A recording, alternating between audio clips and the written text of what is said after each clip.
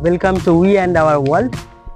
আজকে আমরা এসেছি নালন্দা বিশ্ববিদ্যালয়, অর্থাৎ ওয়ার্ল্ডস হেরিটেজ প্লেস। বর্তমানে এই সেই পুরানো ধ্বংসাবশেষ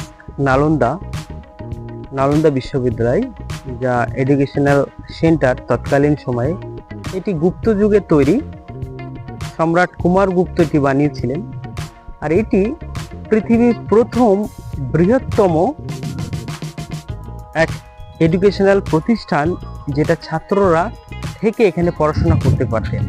অর্থাৎ পৃথিবীর প্রথম এই সেই নালন্দা বিশ্ববিদ্যালয়, যেখানে একসঙ্গে প্রায় 10 থেকে 15,000 স্টুডেন্ট ছাত্র পড়াশোনা করতে পারতেন। এখানে শুধু ভারতবর্ষ নয়, দেশ বিদেশ থেকে এখানে প্রচুর স্টুডেন্ট আসতেন। এখানে বিভিন্ন বিষয় এখানে পড়ানো হতো, আপনারা জানেন। আর এটা হচ্ছে প্রথম ছাত্রাবাস প্লাস পড়াশোনার জায়গা। এখানে 300টি কক্ষ আছে ছাত্রদের